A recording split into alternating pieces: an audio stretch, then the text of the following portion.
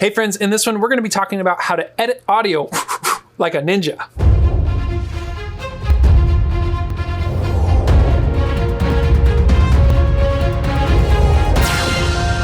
Hey everybody, I'm Noah from Hacking Hollywood. Let's jump right into the tutorial. So the first thing I'm gonna point out is you have to start with good audio. Get yourself a good mic, an NTG 1, 2, whatever you can. Set that up as close as you can to the subject. Mine is just above my head, about 6 inches, and get the highest quality sound you can. Now, obviously you can get other microphones and that kind of stuff, but you have to start with good audio.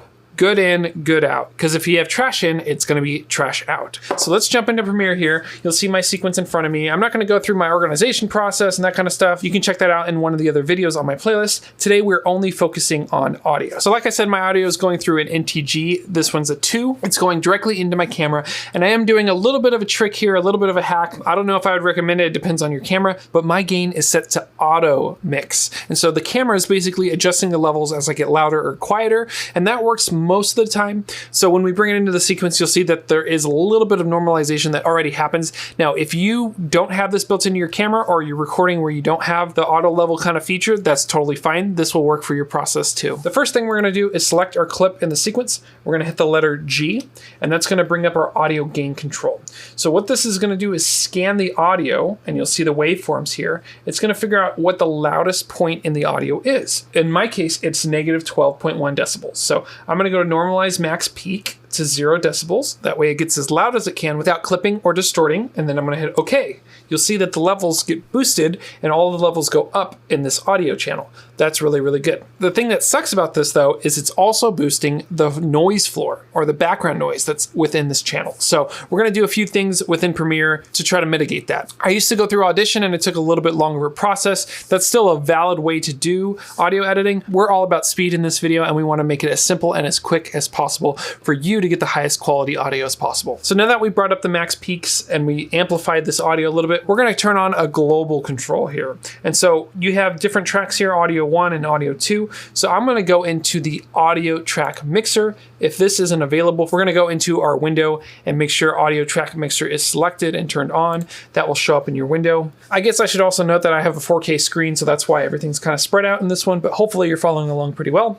And you'll see I have 3 different effects that are already applied. So just like you have track 1, track 2 here, you have track 1 here and track 2. So channel 1 here is the same channel as channel 1 at the bottom here. So as I add these effects, this is going to apply as a global effect across all of channel 1. So whatever footage, whatever things I put into channel 1, that's what's going to be affected by these effects. Okay, so what effects do we want? Well, the first one I'm using is called denoise. What that's going to do is help eliminate some of the noise floor or the background noise that happens in a video. So this is what it sounds like without that noise floor reduction, and this is what it sounds like with that reduction. So what we're going to do is double click on this effect, and that's going to bring up another window. So this window allows us to dial in the noise. So I would encourage everybody just to start with light noise as much as they can. You do have a heavy noise feature, but that tends to distort your audio. So if you can leave it on light, that's all you need to do. If you're somebody who likes to tinker, I sometimes will bring this up to about 25%, and that's about all I need, depending on the clip and how bad the background noise is. Moving along here, we have a graphic equalizer. Now, this might not apply to you. It applies to me because I am using a boom. If you're using a boom microphone, you may want to bring down some of the low end sounds because that bass sound can be a little bit distracting and doesn't sound as natural. For boom microphones, that's something professionals often do. Let me just show you what this graphic equalizer looks like for me. It's just a little bit of roll off on the low end, and it kind of stops after about 250 kilohertz. So the most important effect that you can add to your audio that's going to give you that pro sound is a compressor. So let's talk about the compressor I'm using and what that looks like. So, all right, before I jump into the compressor here, let me just give you the rundown of the numbers. If you just want to punch something in and be done, great. If you want to understand how this effect works, keep watching. I'm going to click into this compressor here, and you'll see you have some different presets. So depending on what you're doing, you can load in different types of presets, especially if you're doing music, but we're going to keep it simple. Let's select broadcast,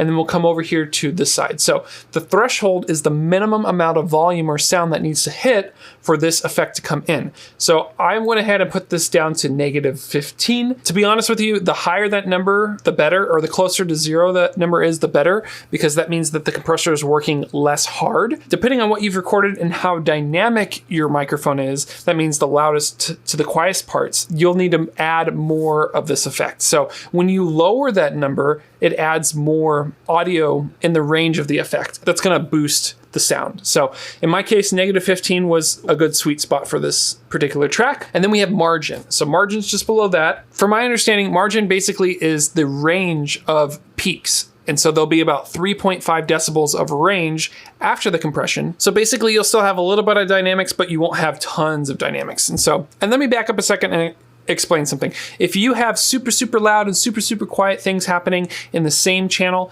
it's gonna really annoy your listeners, especially when you're wearing headphones, because we actually prefer a more consistent sound. And if you listen to music, especially modern music, there's tons of compression and tons of things happening to kind of basically squash everything within a similar range. What also happens is when you squash the frequencies and you make everything sound similar, it's perceived as louder to your ear. So that's another thing that happens, and another reason why we want to add a compressor, because it does boost that a little bit and make it sound louder and more consistent across the board. Once we're done with margin, the final thing we want to do is look at the gain, or the makeup gain. So this is going to add back a little bit of strength or gain to your audio to make it sound louder and stronger, and that's going to pretty much do it for the compressor. So what have we done so far? Well, we've brought up the audio to a decent level, right? So instead of it being super low or super high, we brought it up. And I will point out, this is before I've started cutting down this particular clip. We brought the audio up to 0 dB. We went in to the audio track mixer and we added some global effects to the audio, which is a denoise, a graphic EQ, depending on the microphone you have, and then a multi-band compressor.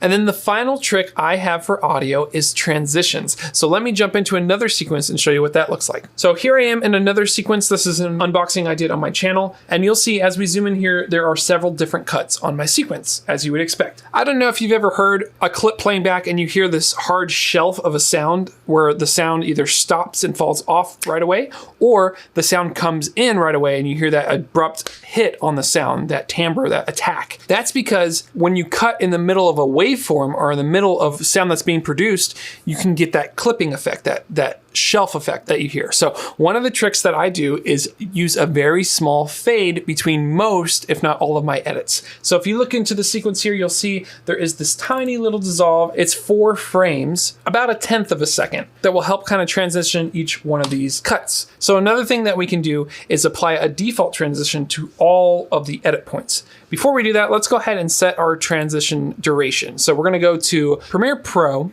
Preferences, and then Timeline. In the timeline, we can actually set the default transition for each thing. I believe it's in seconds for audio, but I went ahead and switched it to frames. That's a little bit easier for me to wrap my mind around when editing with video. So I went ahead and put it at frames. And so my default transition went from 30 by default, I believe, down to 4. And that's what's gonna help this next trick. You'll also notice that when you bring still images in or photos in, you can change that duration as well if you'd like here.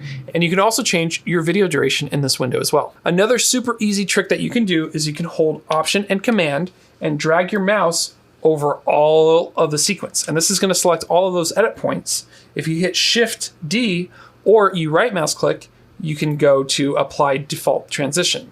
So what this is gonna do is add the default transition for your project. You may have to go back and listen to your sequence just to make sure that those edits didn't pick up those little extra words here and there. And that's another thing that's helpful is listen back to your sequence, make sure you don't have those ums and ands and pauses and things in the wrong spot, that you can trim those out and make sure that your sequence is clean. So that is our quick and dirty way of editing audio, making it sound really, really nice and bringing up the levels without getting into the details super, super hard. I hope this helps you in your workflow. If you want to see more about editing, you can follow our Ninja editing playlist right here, and we'll see you in the next video.